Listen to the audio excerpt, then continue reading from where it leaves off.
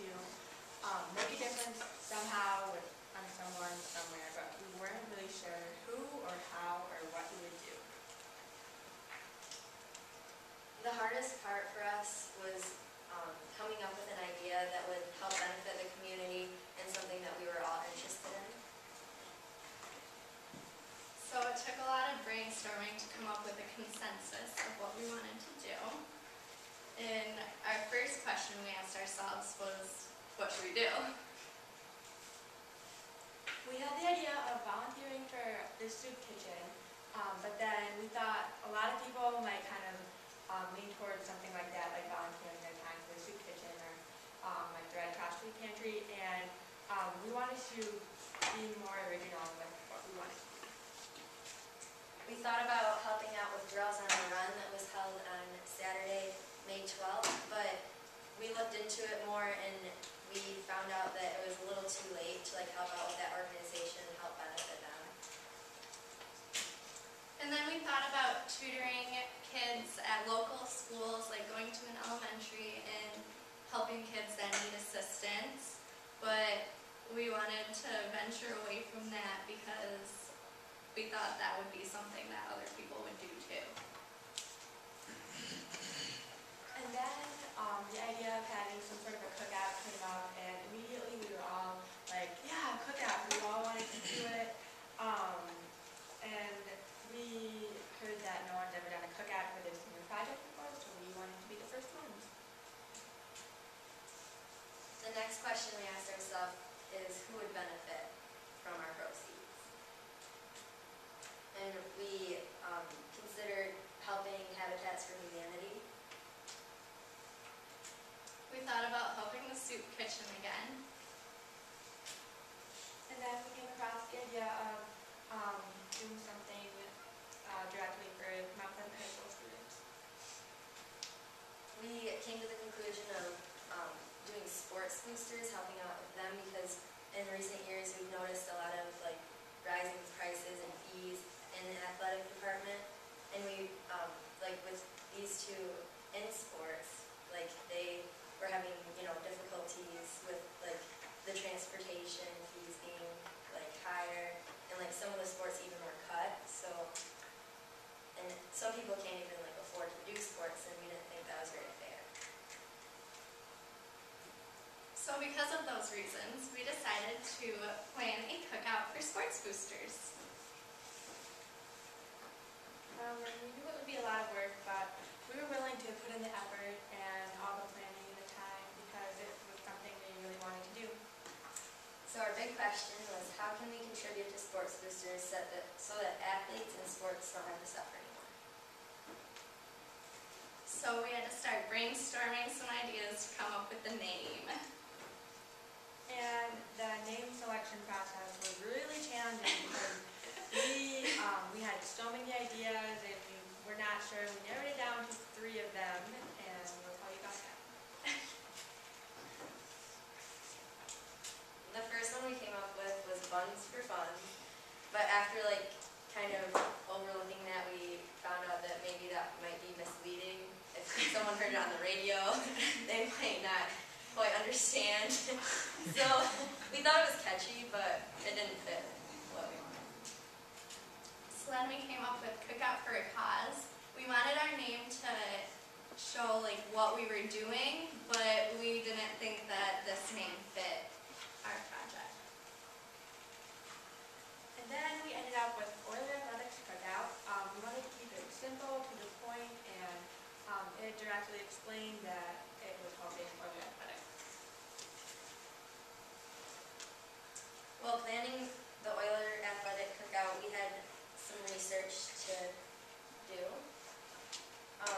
There were tons of decisions to be made, from the date and time, the place, what kind of food we were going to have, who we were going to get donations from. So we started to think about what we needed to plan to make this cookout happen. So for the details, we had to come up with the little things that could make or break our cookout. The date and time. No, you're good. And then we had to decide where we wanted to have it. We thought about having it here at the high school, but then we kind of thought about having it at Island Park, and we got in contact with Parks and Rec, and we ended up getting a pavilion donated, and so that was very helpful. And one of the most difficult things about planning our event was the date and time. We had to find a day where there weren't any other events going on, and that would work for the three of us. And time, we had another group that wanted the pavilion the same time as us, so we had to work around their schedule too. And we ended up deciding to have it on May 11th from 4:30 to 6:30. And then we had to decide who we wanted our target market to be. Our goal was to advertise to the whole community, which we did, but we wanted to focus primarily on past, future, and present MPHS students, athletes, and Oiler athletic supporters.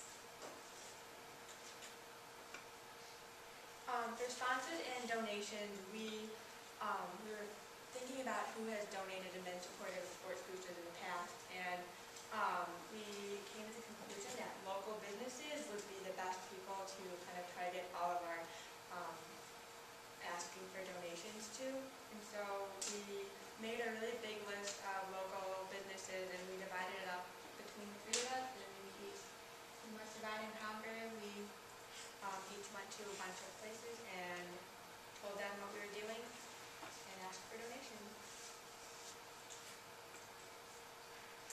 We asked for these things by going around to the different businesses, and we had made a flyer explaining what our organization, or what we were going to do for our senior project and who would benefit. And a lot of people were really giving and understanding, and we had a donation receipt for our reference, and we went in person to a lot of the businesses.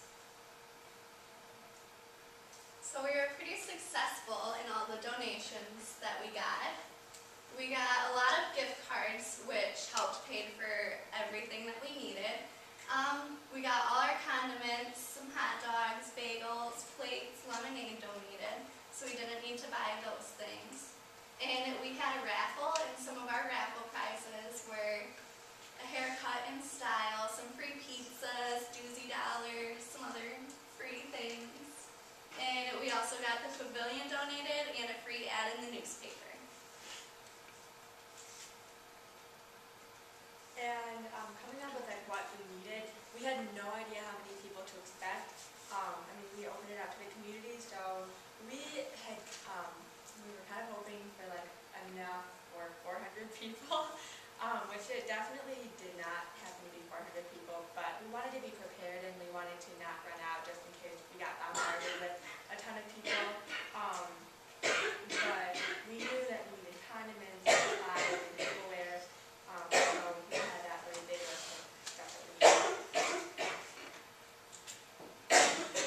We made a spreadsheet of our expenses, and our main goal was for us not to pay any money out of pocket. We wanted everything donated, and we achieved this goal by getting enough money and supplies and raffle donations to cover 100% of our expenses. Making it happen, everything started falling into place. The sooner the cookout came, so it was very easy to start making it happen. And we definitely managed our time pretty well. We held each other accountable for everything we were supposed to be doing. We kept in really good communication with each other, and we just felt that we were very time efficient. Working together on this project was really important, and from the beginning we had said that we didn't want any arguments, and if there were any issues, we'd take care of them right then so it didn't get out of hand. And I feel like we did really well, worked together. We had a really good turnout. So advertising is how we got our word out. We made flyers and we posted them around the school. We got a free ad in the Morning Sun. We advertised on CFX, and we spread the word by our mouths and our friends, and yeah.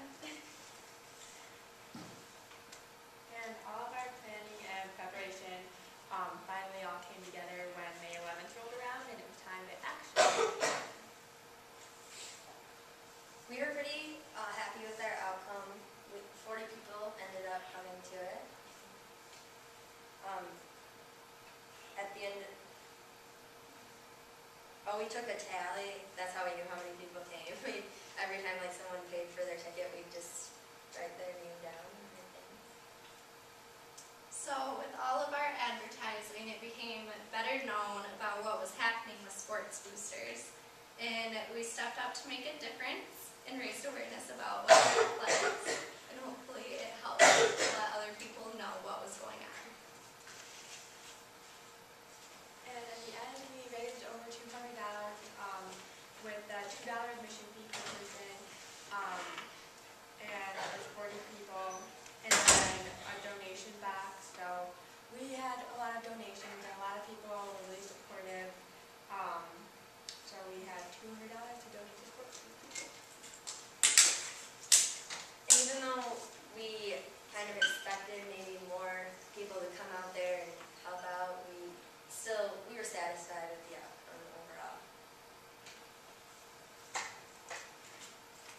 And we had a ton of food left over since we were over expecting people. So we donated all the rest of our food and supplies to REAP, which stands for Rosebush Emergency Assistance Program. It's kind of like a food pantry in Rosebush. We decided to venture away from the ones in Mount Pleasant since a lot of people donate to them regularly, and not a lot of people know about this food pantry, and so we wanted to help people out at a different area. And that's kind of mine and Kirsty's community too, because Yeah. we're from Rosebush, so it's like we wanted to help them out too. Now we have a ton of pictures to show you. It was very windy. So We taped the tablecloths down good. just setting up. Yeah. We had some volunteers help us out. That's Mackenzie line. We decorated with balloons and streamers and tablecloths. Yep. And we got a Mount Pleasant flag from Conway. That's sneak grilling. Yeah. This was our raffle table showing off all of the raffle items that we got donated. And we made thank you signs for all our sponsors that donated. And we put those on the table to display. And then we had our drinks set up. This was a table as soon as you walked in, and that's where you paid for your $2 for your admissions fee. You could donate, you could buy your raffle tickets. And these two guys were our first customers.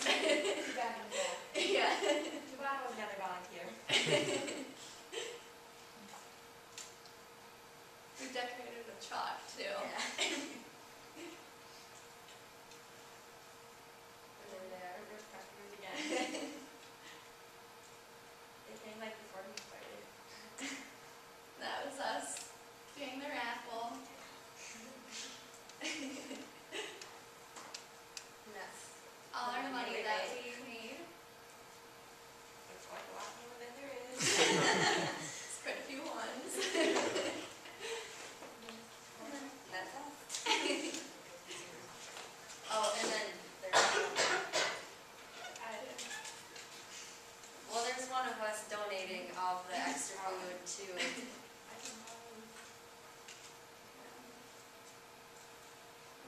It's just underneath. Oh, Yeah. That's amazing. I'm donating my extra food.